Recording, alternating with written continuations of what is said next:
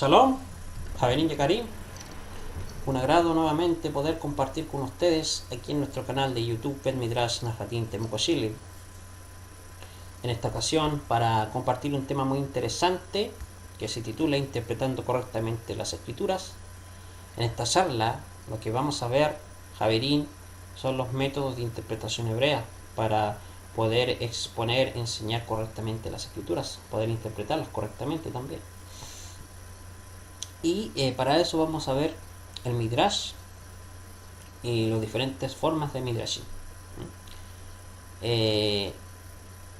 Y para comenzar, vamos a decir que el Midrash regularmente no toma en cuenta las palabras que trata de explicar. Esto, a diferencia del contexto de Peshat, lo literal, lo contextual de las escrituras, el Midrash regularmente es una interpretación imaginativa de un texto con el fin de abrirle el entendimiento al lector. Esto no significa que la interpretación del Midrash sea errónea, primeramente porque el objetivo del Midrash es muy diferente al objetivo de Peshat. Y segundo, porque la Torah y los profetas no es una literatura del todo histórica, sino que también es alegórica. Aunque el Midrash, dentro del concepto del judaísmo que se formó después del segundo Bet Hamikdash, o sea, después del segundo templo, hace referencia a un tipo de literatura, en realidad el Midrash hace referencia a todas las diferentes formas de interpretación dentro del concepto hebreo. La palabra hebrea, Midrash, viene de la raíz darash, como veremos en la siguiente diapositiva. Midrash viene de la raíz darash, que significa buscar e investigar las escrituras, y también viene de la raíz lidrosh, que significa explicar, interpretar las escrituras. Es por eso que el Midrash es una exposición de los pesukim, o sea, de los versículos de las escrituras, después de haber investigado profunda y detalladamente en cada pasuk, o sea, en cada versículo, en cada palabra, en cada letra, en cada punto, con el fin de buscar el verdadero significado expresado por el Eterno.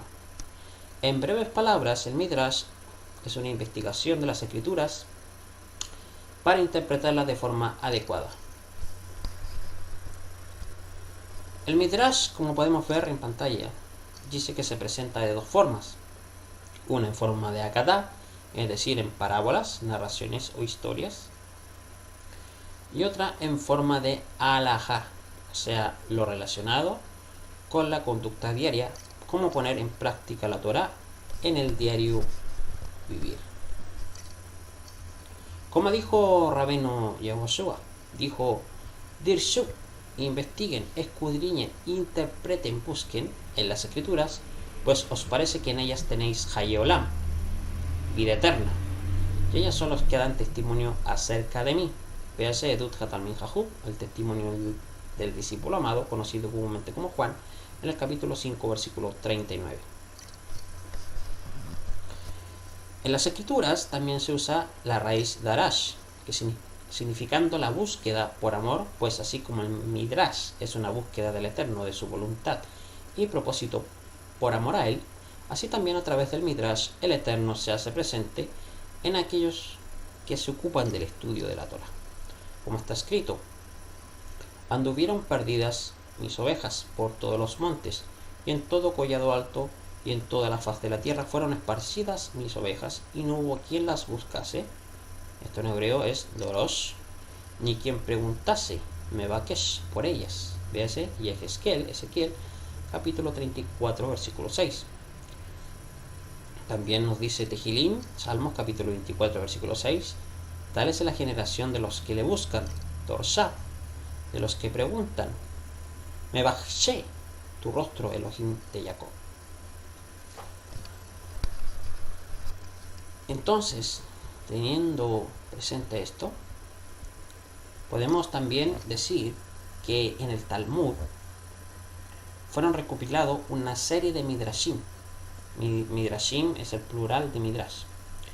Entonces, en el Talmud fueron recopilados una serie de midrashim que ayudan a comprender las escrituras de una forma adecuada. Ahora, no significa que el midrash haya surgido entre los prushim, entre los fariseos, ya que en los rollos del Qumran, como también en los Kitvet Talmidim Rishonim, en los escritos de los primeros discípulos, se encuentran ejemplos de midrash. Por ejemplo, en el libro Toldot Yehoshua, en el formato griego, Mateo capítulo 2, versículo 1 y el capítulo 4, versículo 17, tenemos algunos ejemplos de midrash. Vamos a ver ahora, en la siguiente diapositiva, los dos propósitos del midrash. El midrash tiene dos propósitos. El primer propósito es cumplir la escritura. Uno de los propósitos del midrash es cumplir la escritura, encontrando su revelación e interpretación y expresándola de dos formas que mencionamos anteriormente, Haggadah y Halajá. ¿Qué significa lekayem? Cumplir, confirmar, preservar. El verbo lekayem es utilizado tanto en los escritos de los primeros discípulos como en la literatura rabínica con relación a la escritura en tres niveles de significado. Vamos a ver esos tres niveles. El primer nivel, como podemos ver en pantalla, dice cumplir la escritura descubriendo a través del midrash el significado correcto de la escritura, es decir, cumplir la escritura en el primer nivel es interpretar las escrituras. El segundo nivel en cumplir la escritura, actuando de acuerdo a lo que ya cumplió o interpretó el primer nivel. Al tercer nivel en cumplir la escritura, sobre las fases de los dos primeros, se llega a un tercer nivel, donde es el cumplimiento de las promesas de la Torá, de los profetas, de acuerdo se haya interpretado correctamente. Entonces, ahí tenemos esos tres niveles. Uno de los mejores ejemplos que podemos ver en cuanto a cumplir la escritura, lo podemos ver en el Mashiach como la imagen verdadera de Israel. Está escrito en el libro Toldot Yehoshua, en el Mateo hebreo, en el Pérez 4, en el capítulo 4, se los voy a leer, dice: el Malach de Hashem apareció a Yosef diciendo: levántate, toma al muchacho y a su madre y huye a Misraim, y allí permanece hasta que yo te diga, según está destinado por Orodos, o sea Herodes, buscará matar al muchacho. Levantándose tomó al muchacho y a su madre en la noche y fue a Misraim, y fue a Egipto. Y estuvo allí hasta la muerte de Orodos, para concluir lo que fue dicho por el Naví, por el profeta: de Misraim llamé a mi hijo, de Egipto llamé a mi hijo. La referencia aquí es la profecía de Oseas, ahí en el capítulo 11, versículo 1, cuyo contexto literal Peshat se refiere a Israel en conexión con Bereshit, con Génesis capítulo 46, versículo 4, y Shemot capítulo 4, versículo 22, donde Israel es llamado mi hijo, mi primogénito, Beni Bejorí. Entonces, ¿de qué forma concluye el Likmor en el primer siglo en la vida de Yehoshua? Lo que el Eterno dijo a través del profeta. El Mashiach, como la imagen de Israel, también es llamado Ben Elohim, véase en Isaías capítulo 9, versículo 5, y los Salmos capítulo 2, versículo 7. Y todo lo que Él hace es lo que Israel debe hacer. Él sin duda es una guía para Israel. Cuando el Eterno dice a Jacob, Israel, hay en Bereshit, en Génesis capítulo 46, versículo 4, yo descenderé contigo a Egipto y yo también ciertamente te subiré. Esta subida de Egipto no solamente hace referencia a la redención de Egipto por medio de Moshe, véase Shemot, Éxodo capítulo 4, versículo 22, sino que también hace referencia a la final redención por el Mashiach, véase el Midrash Shemot Rabbah capítulo 13, versículo 11 y 12. En todas las palabras, la salida de Egipto que hizo Rabbeinu Yehoshua es la salida de Egipto que debe hacer Israel, la salida de Egipto espiritual. De esta manera, la profecía que comenzó con la salida de Egipto con Moshe, o sea con Moisés, concluye, o sea, el Likmor, con la Yesiat Misraim, o sea, con la salida de Egipto, con el Mashiach, la imagen verdadera de Israel. Se puede decir que ahora sí salió Israel de Egipto. Eso también en el Sefer HaSoar, capítulo 2, 8b, 9b, conectando la redención mesiánica con la salida de Egipto, cita al profeta Mijá, al profeta Miqueas, ahí en el capítulo 7, versículo 15, que dice: como en los días de tu salida de Egipto, haz que veamos tus milagros. Lo mismo es cierto en la narración de las pruebas por las que pasó Yehoshua de Nazaret en el desierto, narradas en Toldot Yehoshua, en el Perec 9, son las mismas pruebas en esencia por las que pasaron los hijos de Israel en el desierto. De esta manera, vemos una vez más que Yehoshua, como el Sadid, como el justo, es una guía para Israel, o sea, la imagen verdadera de Israel, como él debe ser todo Israel. Entonces ahí tenemos un ejemplo de cumplir la escritura, el tumor. Otro ejemplo en cumplir la escritura, lo podemos ver, como podemos ver en pantalla. Aquí tenemos el texto griego de Mateo, capítulo 2, versículo 23, que dice: y llegando puso su residencia en una ciudad llamada Nazaret, para que así se cumpliese lo dicho por medio de los profetas: Nazoraius será llamado, Nazareno será llamado. Pero fíjense lo que dice el texto hebreo de Mateo, en el Perec 5, en el capítulo 5. Dice: y vino y habitó en la ciudad llamada Nazaret para confirmar lo que dijo el profeta: Nazaret se llamará. ¿Se dan cuenta que hay una diferencia entre el texto de griego y el texto hebreo?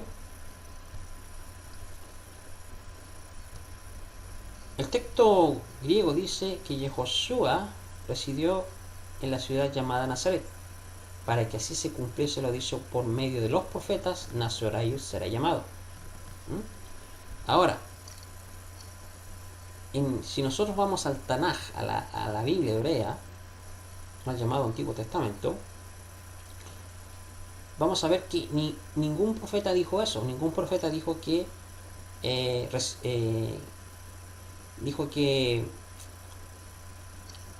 su residencia es en una ciudad llamada Nazaret, para que así se cumpliese lo dicho por medio de los profetas: Nazareno será llamado. Ninguno profeta dijo esto.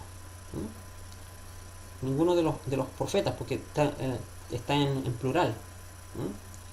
Y tampoco nadie dijo que Nazareno será llamado. Pero fíjense lo que dice el texto hebreo de Mateo: y vino y habitó en la ciudad llamada Nazaret, para confirmar lo que dijo el profeta: Nazaret se llamará. O sea, Nazaret se llamará la ciudad donde residirá el Mashiach. Y no que Yeshua se llamaría Nazareno. Esa es la gran diferencia. Entonces, ¿qué profeta dijo que Nazaret se llamará la ciudad donde residiría el Mashiach?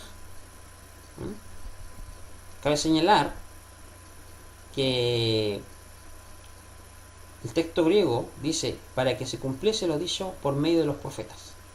Sin embargo, tanto el texto hebreo preservado en el tratado de Eben Bohan, como también en el texto arameo llamado Peshitta, ambos dicen el profeta en singular, para mostrarnos que la traducción los profetas es una desviación del profeta. Tenemos que responder a la siguiente pregunta: ¿qué profeta dijo que Nazaret se llamará la ciudad donde residiría el Mashiach?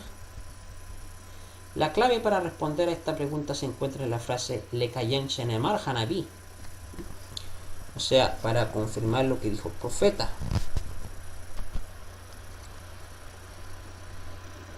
La palabra Lekayem, lo que se traduce como confirmar, sustentar, preservar, cumplir, encierra en sí mismo interpretación y cumplimiento, porque para confirmar o cumplir algo, antes debió haber sido interpretado y explicado, es decir, analizado y comprendido, de manera que dicha profecía solo se confirmó o se cumplió cuando sucedió de acuerdo a la interpretación previamente esa.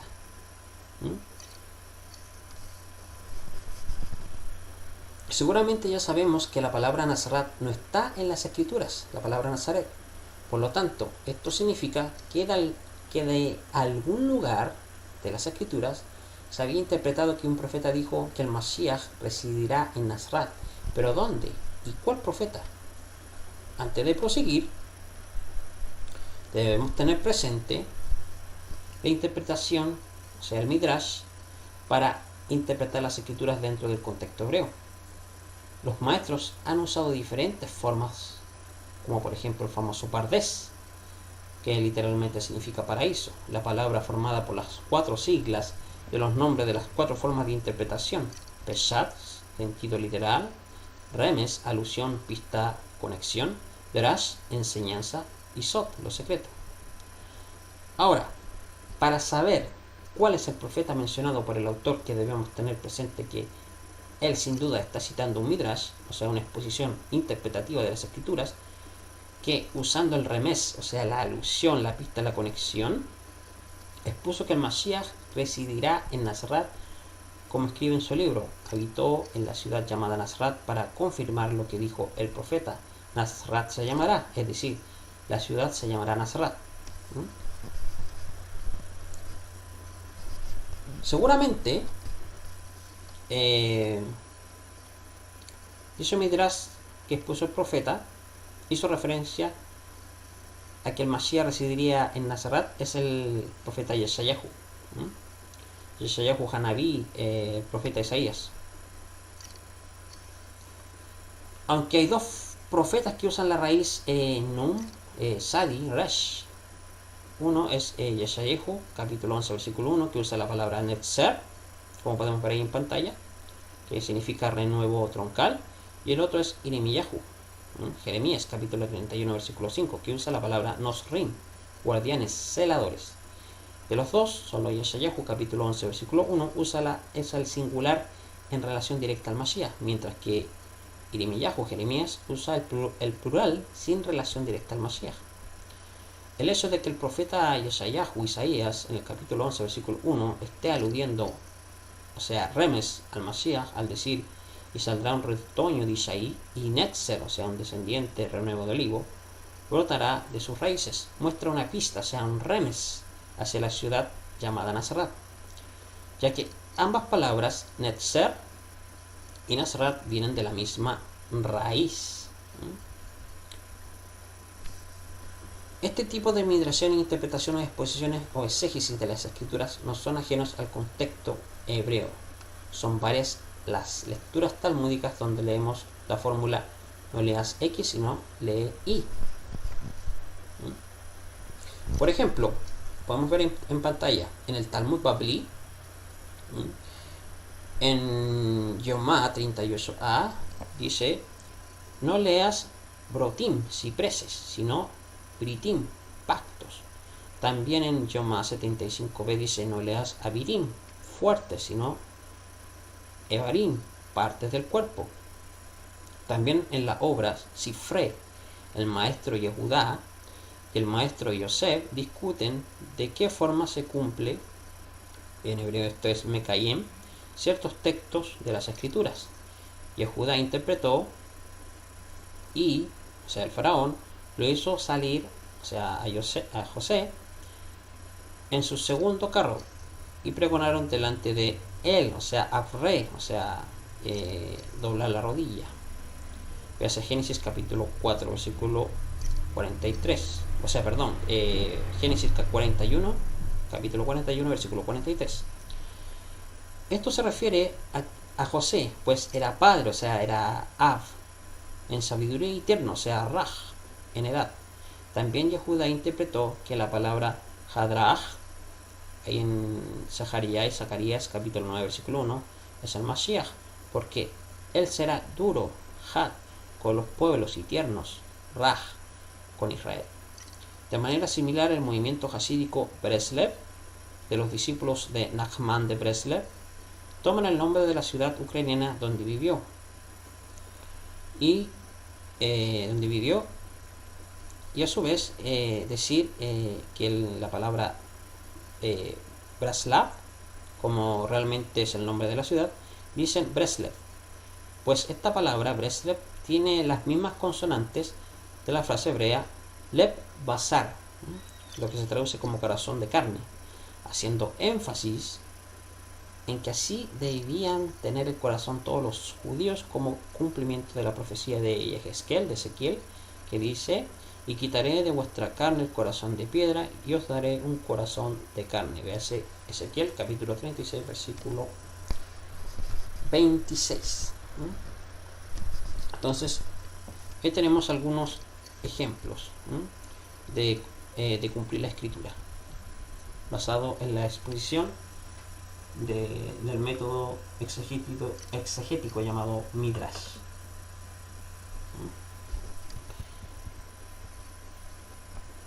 Ya, entonces vamos a ver un segundo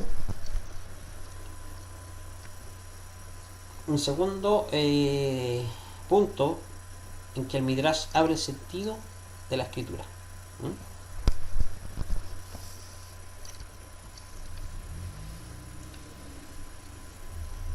Algo sumamente importante del Midrash son los términos Nishma, o sea, la cosa oída, o Shamua, lo que se oye. ¿Ya? Estos términos eran usados por los maestros del primer siglo de la era común para hacer referencia a la interpretación de la escritura. Estos términos no hacen referencia necesariamente a una interpretación literal, sino que Mishma, o sea, la cosa oída, hace referencia a la interpretación más obvia de la escritura.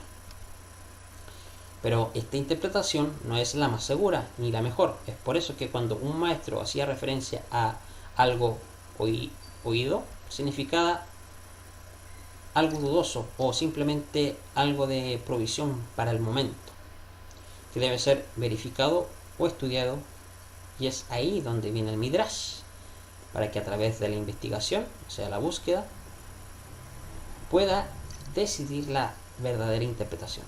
Es por eso que los Jajamim, los sabios de Israel, dicen que oísteis que fue dicho, es decir, oísteis algo dudoso, y entonces expone el Midrash. De manera que, así como el Midrash sirve para abrir el sentido de la escritura, cuando un maestro comenzaba a exponer un Midrash, comenzaba precisamente con el verbo patah, o sea, abrir, o algunos parecidos. Por ejemplo, en el Sefer HaZohar, en el libro del Esplendor, capítulo 1, versículo 97, capítulo 1, 97a, capítulo 1, 82a, capítulo 3, 117a, dice: Rabí Hiyá Petah abrió, Rabí Ishaq abrió, o Rabí Abba empezó a hablar así. Es por eso que leemos cómo Rabí Josué sube a la montaña y Petah abrió. Véanse Toldot Josué en el formato griego, capítulo 5, versículo 1. Y luego de abrir, comienza a interpretar la Torah, usando el verbo mishma, la cosa oída. Dice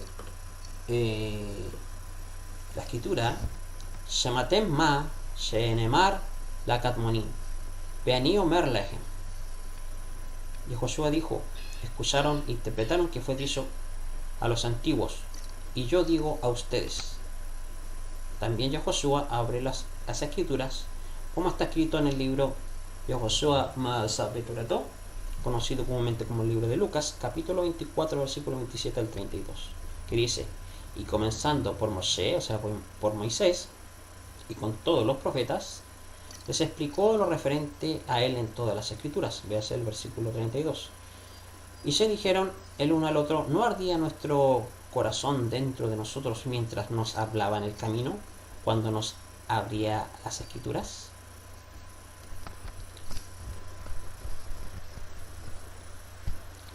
Veamos algunos ejemplos de Midrash. El primero que vamos a ver es el Pardés. Dentro del Midrash existen 4 niveles de interpretación que vinieron a ser definidos algunos años posteriores al comienzo del primer siglo, Estos 4 niveles son denominados bajo el nombre de Pardes. Pardes es un acróstico. Pardes, sus otiot hebreas, sus consonantes son la Pei, la Resh, la Dalet y la Sod. Y la Pei es el acróstico o es la sigla y que tiene que ver con el sentido literal de las escrituras. La Resh, que hace alusión a Remes, se refiere a Remes, que hace alusión a la escritura. Y la Dalet de Rash significa enseñanza. Y la Samech es el Sod, los secretos de las escrituras, lo que no podemos ver con la simple lectura, lo que está oculto. Ese es el Pardes. Otro método, o un segundo método de interpretación, o tipo de Midrash, es la Kabbalah. La Kabbalah, palabra hebrea que deriva del verbo kibel, el verbo recibir. Por eso que el cabalista es llamado Mekubal, un receptor de las enseñanzas.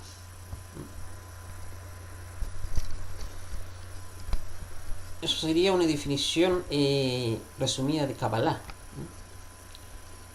Por ejemplo, el maestro Shimon Bar Yochai dijo: "Ay del hombre que diga que la Torá simplemente cuenta cuentos y asuntos ordinarios. Si esto fuera así, nosotros pudiéramos componer hoy en día una Torá relacionada con asuntos ordinarios y una mucho mejor que esa. De hecho, todas las palabras de la Torá representan temas profundos y sublimes, misterios". Véase el Sefer HaZohar, capítulo 2, 124a. Y también en el Sefer HaZohar, que es un escrito cabalístico desde la perspectiva judía, se explica que hay muchos niveles para entender y comprender la Torá.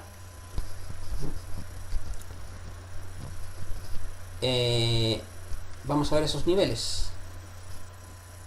Niveles para entender y comprender la Torá en el Sefer HaZohar. El primer nivel se denomina levush, ropas exteriores. Ese sería el primer nivel. La Torá está vestida con ropas, esto es, manifestada en un lenguaje humano. De lo contrario, el ser humano no podría contenerla y absorberla. El lenguaje en la Torá son solamente las ropas de la Torá, las historias, las narraciones. Por eso David Hamelech, el rey David, dijo: "Abre mis ojos para que yo pueda mirar las maravillosas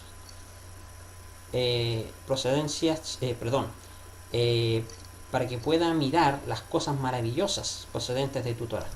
Eso nos dice ahí los Tejilim en los Salmos, capítulo 119, versículo 18. Y esto de las ropas exteriores es muy similar al sentido peshat, a lo literal de las escrituras. Además de las ropas, también tiene un cuerpo. El segundo nivel se denomina Uf, el cuerpo, es decir, las misvot, los preceptos de la Torá, siendo este el segundo nivel denominado Uf. En este nivel la Torá viene a ser como un libro de instrucción, ya que instruye al ser humano en la conducta que debe tener en su diario vivir, dándoles preceptos, los cuales deben ser interpretados para ponerlos en práctica de forma adecuada. El tercer nivel, que podemos ver en pantalla, se denomina Neshama, alma o Penimiut, esencia del significado interno. Esto tiene que ver con aquello que está más allá de la simple lectura. En otras palabras, lo espiritual de la Torá.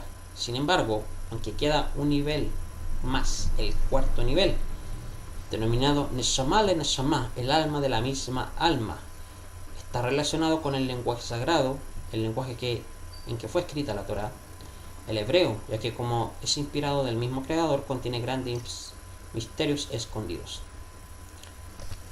También existe una serie de reglas de interpretación que diferentes maestros usaban y usan para la interpretación. Entre ellos se encuentran las 32 atribuidas a Eliezer ben Yosef ha-Gelili, contemporáneo de Bar Kokhba, donde podemos ver dos de ellas que vale la pena destacar, que son conocidas como gematría y notaricón. La gematría se usa para llegar a deducciones de algún texto bíblico basándose en los valores numéricos de las letras hebreas.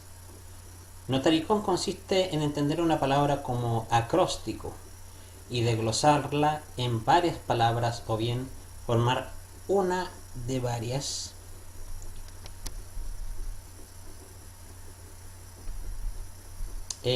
Javerín. En cuanto a Notaricón, dadas a las ilimitadas conclusiones a las que se podrían llegar, la tradición recomienda precaución en su uso. Es necesario recibir revelación, es decir, la Ruach HaKodesh, la inspiración divina, pues sin ella se hace imposible, Javerín, interpretar la escritura adecuadamente, como enseña Moreno Shaul de Tarshish. La Torah es ruhanit, la Torah es espiritual, o sea, contiene la Ruach. Se necesita ser entendida con la Ruach, con la inspiración divina, el espíritu de santidad. También tenemos otro tipo de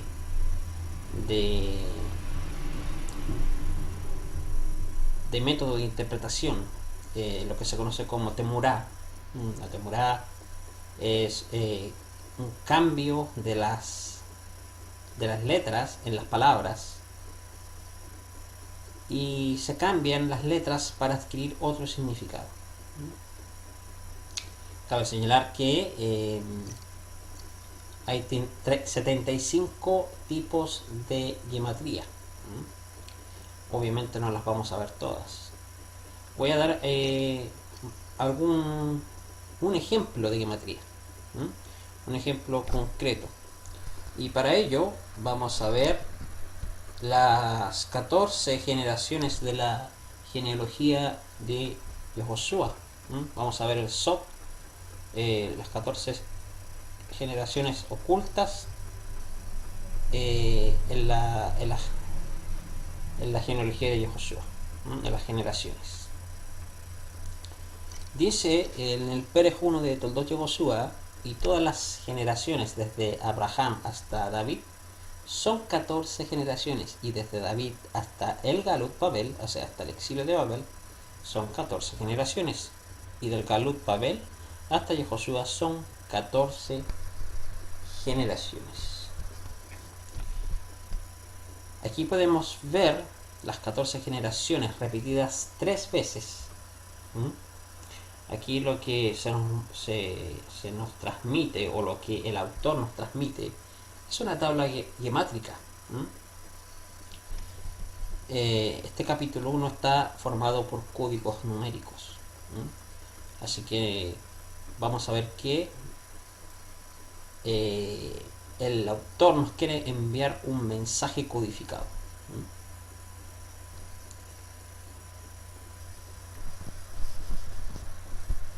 El texto comienza diciendo El Toldot Yehoshua.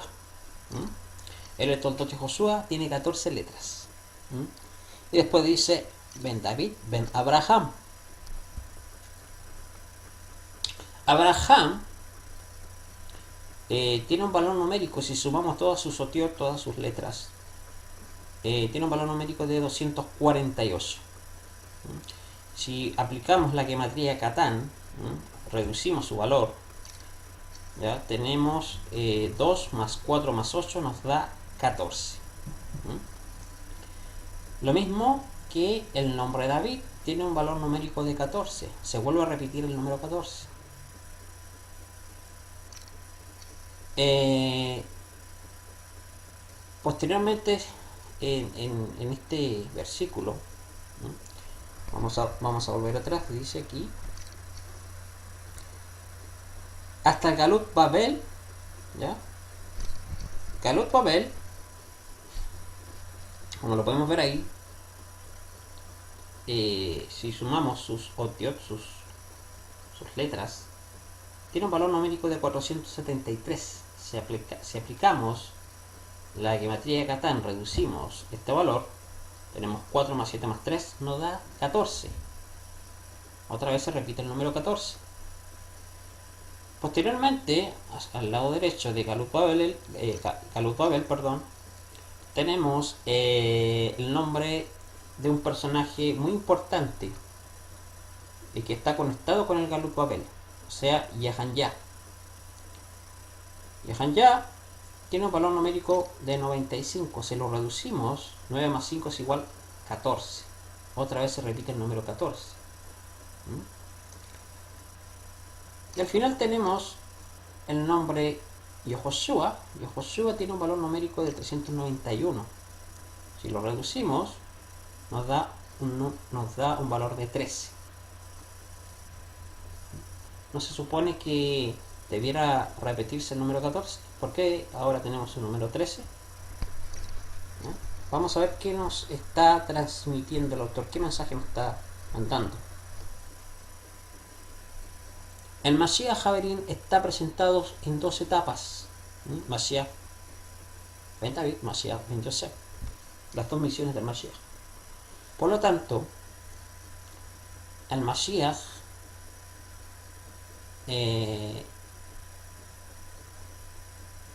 se esconde en él el 13 y el 14. Dentro del número 13, ¿ya?, se esconde el 14. El 14 está conformado, vamos a ver esto, el 14 está conformado por las letras Yud, Bat, Dalet. Y si nosotros escribimos completo Yud, Bat, Dalet,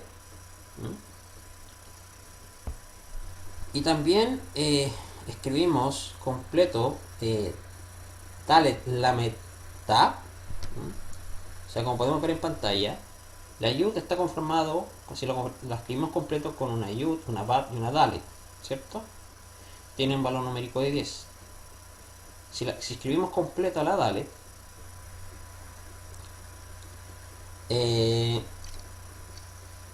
Dalet, que tiene un valor numérico de 4,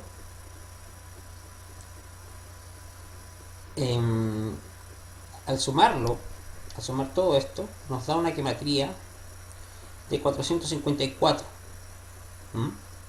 Si lo reducimos,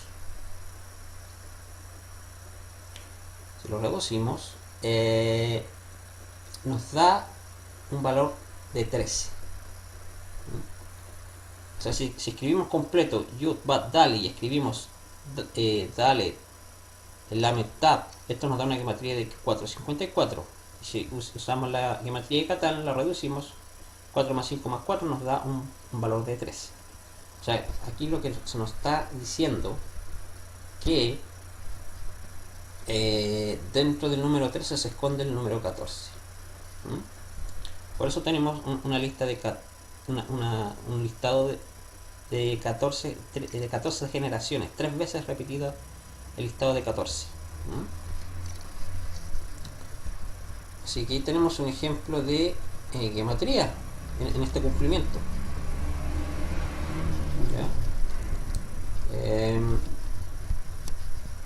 Lo mismo sucede si por ejemplo tenemos tenemos por ejemplo, como podemos ver en pantalla, como dijimos, el 13 se esconde en el 14. Tenemos la Yud y la Gimel Si lo escribimos completo, al sumarlo nos da 103. Si lo reducimos, 1 más 0 más 3 nos da 13. Nos da un valor de 13. Lo mismo si tenemos Yud, Bad, Dalet y Dalet, Lamed, Tab, como dijimos anteriormente, nos da un valor numérico de 454. Si lo reducimos, 4 más 5 más 4 nos da un valor de 13. Y este es el mensaje que nos está dando el autor del Perej 1, del capítulo 1 de Mateo. Y esto también lo podemos ver en lo siguiente. Por ejemplo, en Isaías, dice en el capítulo 11, versículo 10, dice Shoresh, la raíz de Isaí. Shoresh tiene un valor numérico de 806. Si lo reducimos, 8 más 0 más 6 nos da 14. O sea, si hacemos, aplicamos la gematría de Catán. David también tiene un valor numérico de 14. O sea, nos está diciendo que el Mashiach ungido, está vinculado con el número 14. Bueno, como podemos ver, esto no es casualidad. Así que aquí podemos ver cómo, usando la gematría, podemos llegar a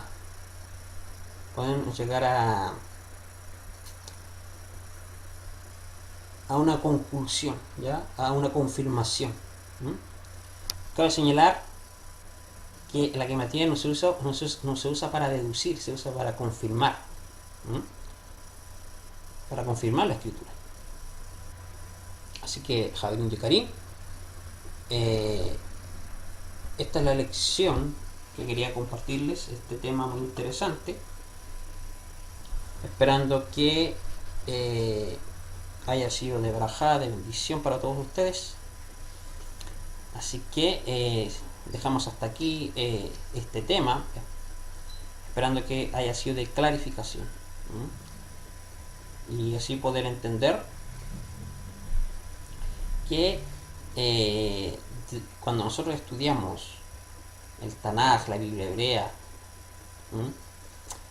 y también los escritos de los primeros discípulos, debemos hacer una correcta exégesis de las escrituras, aplicándolo estos métodos de interpretación para llegar a una correcta interpretación de las mismas. Así que, Javirín, me despido. Que Kadosh Baruj Hu les otorgue su barajá, su bendición, y nos estaremos viendo en las próximas temáticas que vamos a ir realizando. Shalom.